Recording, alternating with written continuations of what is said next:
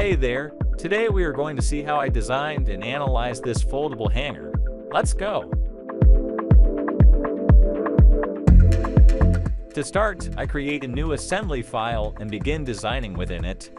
This approach is quick and effective, though it comes with a warning. If you don't save files separately, you could accidentally delete or lose a significant portion of your work.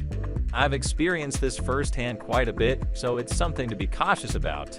Once I've designed my pots, I assemble them and proceed to edit and optimize each component. After confirming everything is in order, I duplicate pots and add colors for rendering purposes. This is everything I do for this step.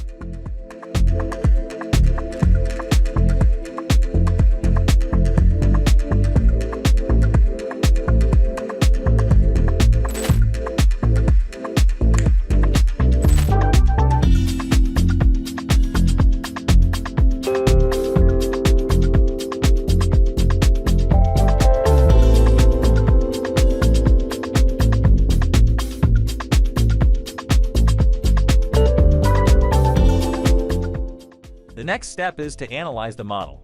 Although my engineering sense is telling me that it's going to work, I prefer to ensure its reliability. For now, static analysis is enough, but we are aware that in real-life scenarios, most forces are dynamic. I lean towards using SolidWorks simulation because it is accurate for static problems, user-friendly, includes material properties, and requires only the application of force and boundary conditions.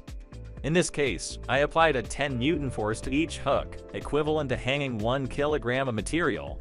I believe this represents the worst-case scenario for this hanger.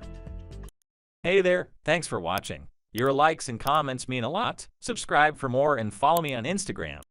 After the final analysis, we obtained a factor of safety of 2.1. Currently, it's satisfactory, but if I were to manufacture this hanger, I'd optimize the model to achieve a factor of safety of 3 or higher. You can now observe the maximum deformation, which measures 4 millimeters. In the animation, you'll notice that 4 millimeters is negligible compared to the overall scale of the model. The highest stress occurs at the midpoint of the first steel scissor arm. If I were to further optimize, I might consider increasing the thickness of this arm from 2 to 3 millimeters. And that's it. The process of designing and analyzing a simple hanger. I hope you enjoyed it, and you can find more videos like this on my channel. Catch you next time, bye.